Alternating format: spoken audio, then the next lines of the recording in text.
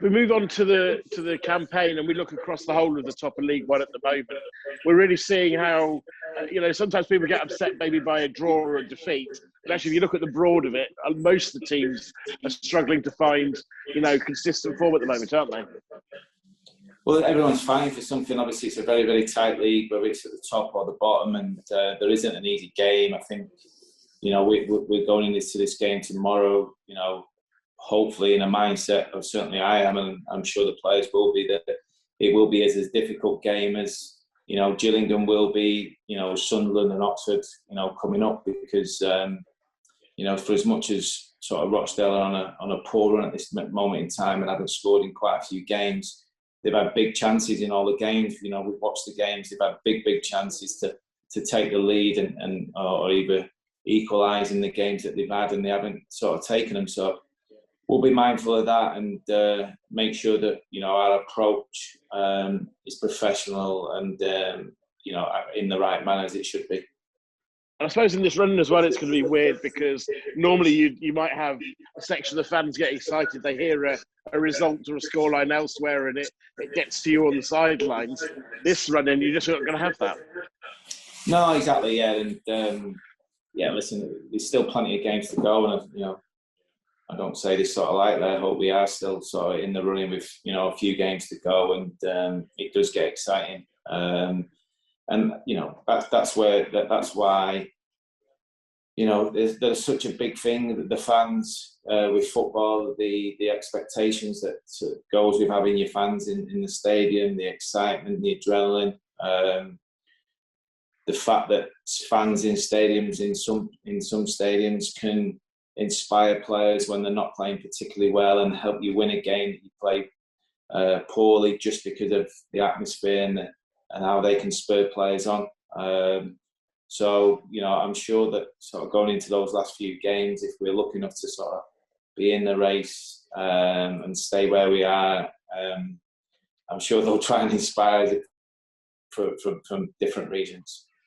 What is it you feel that you do with young players that gives you the opportunity to work with some very talented players? I know obviously you've got a link with Brendan's dad and that might have helped with the situation there, but look at Morgan Rogers, an 18-year-old who we can all see developing almost by game, and to get clubs to trust you as a manager, must be great for you, but also great for the football club to have the talent that Lincoln has at the moment.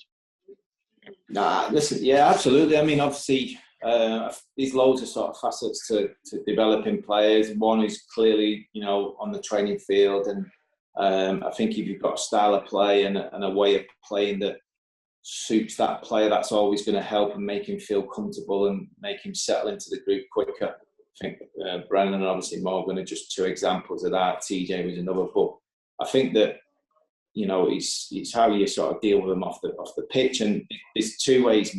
I like giving players a little bit of space at the right time, a little bit of freedom to prepare and do what they feel is necessary.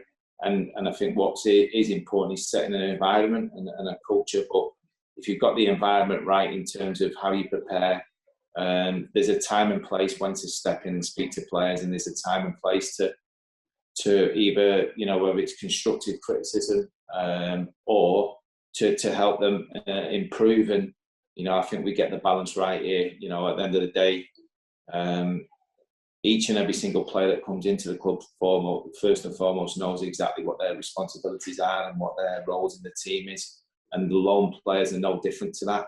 When we're speaking to them with their parent clubs, that, this is what we want, this is what we expect. I'm sure if they're able to do that under this environment, then they're going to improve as players. And I think it's one of them where if you show a little bit of honesty and humility with players, and when they get things right or wrong, you address it in the right way, then you're going to get them to play with a bit of freedom, as those two players are at the minute. Are the young players changing as well? I mean, I've been commentating on football for the best part of 2 decades. And, I think you're talking to, and I know we're going to talk to Morgan today, and I've talked to Brennan, talked to Callum, I've talked to a lot of your young players. And there's a level of maturity that I'm not entirely sure was there maybe 15 years ago in a similar sort of age of player. I'm sure there'll be exceptions to the rule. Do you think that's the case? Has that changed? I think it has, and I think there's a lot more responsibility on them. And obviously, I think things like social media as well. There's good and bad sides to it.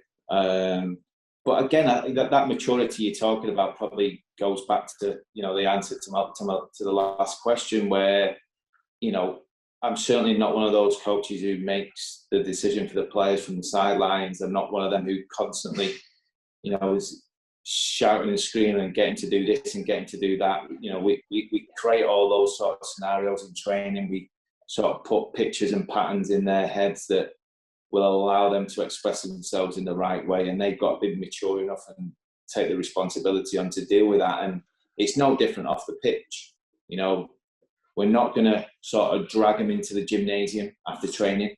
We'll advise them, talk to them, tell them the reasons why it's important, tell them the reasons why that if they do it and they accept it, it's going to give them a best opportunity to play at the highest level in the Premier League for a number of years. If they don't choose to do it, that's their choice. We'll make them aware that it's their choice, but it'll be the reason why they don't progress as a player and develop as a player. And if you get upset with a group of players or an individual, you don't strike me as somebody who would be reticent to be going in and throwing the teacups. You'll do it, on the odd occasion. Would that be fair that, sometimes you do need that stick, but you don't want to use it too often? Yeah, I can honestly say I've only been, probably, what you just spoke about in terms of losing my cool and being really, really disappointed and frustrated once this season. And I think we played over 40 odd games, so far, including the cup games, and I can assure you there's only probably been one occasion where I probably lost the plot, is the best way to put it. The rest of the time, don't get me wrong, I've been in a situation where I've been frustrated and disappointed, and I've let them know my feelings, but in a very, very controlled manner and a very understanding way of that they know I'm being serious, they know I'm not messing about, but at the same time, there's a message behind it rather than just me losing the plot just to feel good about myself. So, I think it's important that they know you've got that in you if you need it. But I think if you try and do it too many times and you try and do it every week, it just loses its, it just loses its effect completely. Just for the younger players, before we talk about the game. So when you see, Morgan do what he did on Tuesday night, score a goal like that, it's a big moment for the football club potentially in terms of getting points, but also a very big moment for that player to have the belief to score a goal like that as well in a big game. When you're on the sidelines, do you feel a mix of those sorts of emotions, or are you still very much in the game, or do you see perhaps the bigger picture of that goal as well?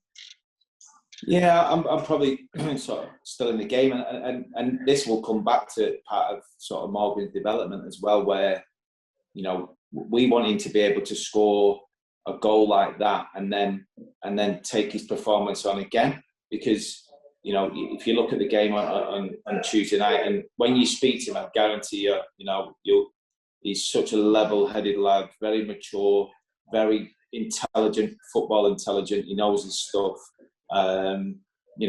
It was one of them where there was an opportunity the other night to take his game and take his performance to the next level, and it didn't happen for him. He started taking too many touches in the second half. He lost possession of the ball in key areas, and that's part of his development. And that's, when he scores a goal like that, if he scores another goal like that in 3 or 4 games' time, I want him to go on and get the second and the third, or create and make things for other people, and really take his performance levels to the next level. And I'm sure he will over time.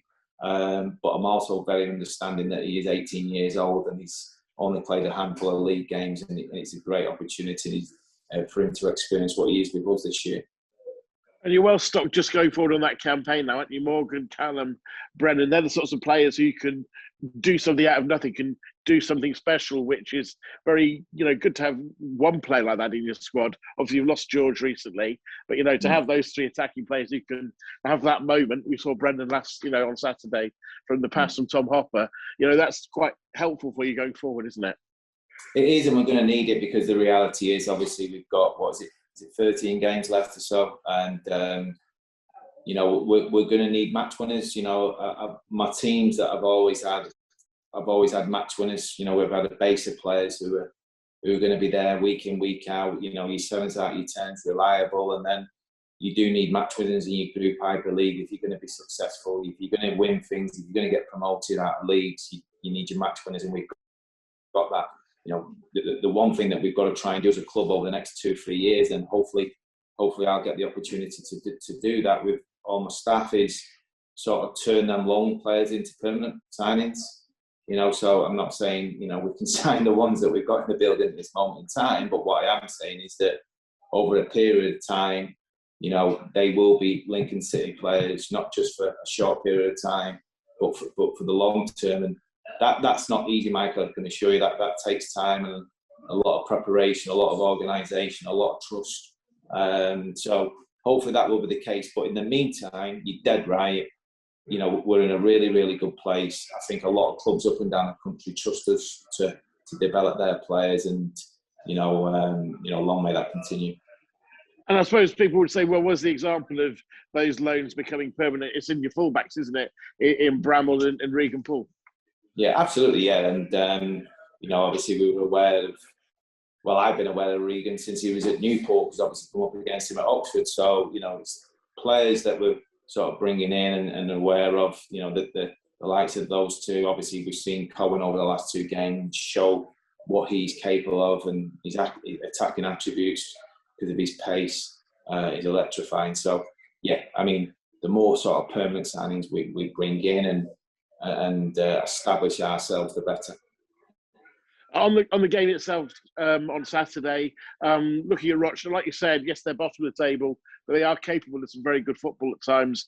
But I guess if you get the right result on Saturday, 7 points in a week, then it looks like you've got value for that draw as well against Ipswich.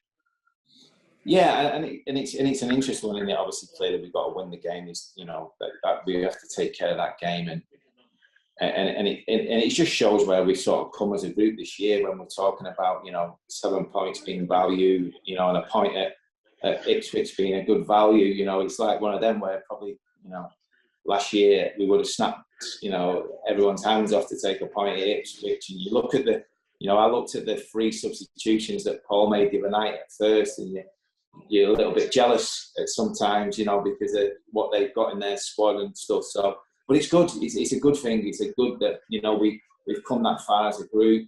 And listen, if we can get a win on Saturday, you know, it really, really sets it up for the next 3 games. You know, very, very different games, you know, in terms of Gillingham, Sunderland, Oxford, but obviously all 3 are very exciting ones.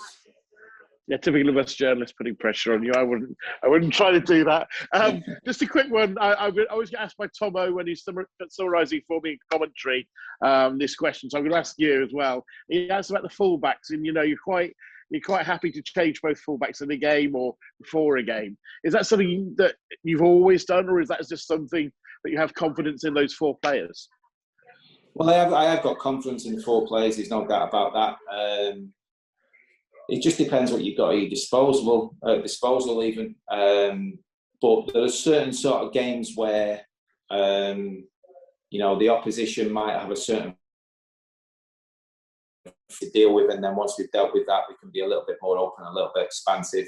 Or there are certain games that we can be a little bit expansive from the start, and, you know, I suppose it's a mixture of both really. But, you know, there is a trust between all of them, and they know that, you know, if they're needed, they're more than ready to go in and play. And on Rochdale themselves, I mean, they're a team that are struggling, but, you know, they've done well to compete at this level with relatively modest gates for a while now, haven't they? Yeah, and you know, it's one of them where the type of club, aren't they? Certainly over the last probably 15 years or so. I remember Keith was there for a while, you know, where they have a spell in League One and then League Two, and, you know, they do well to sort of, if they have the disappointment ever of sort of going down into League Two, they've got the quality to come back up and play at League One, and they've shown this year that they can compete against good sides and score goals. They're just going through a lean spell at the minute, and we just need to be mindful of that. Just finally, injuries, any change from when you spoke to us earlier in the week? I think you're probably reflecting that probably it's after Oxford that you might have some of these players back. Yeah, we might get 1 or 2 back in before Oxford. You might see Remy Howarth and Liam Bridcutt before the Oxford game. whether that's the Gillingham game or Sunderland, they've both come through a sort of part training schedule in terms of in between joining in full time and doing stuff with the physio. So hopefully over the next 3 or 4 days, maybe they'll be back into full training and possibly available before Oxford.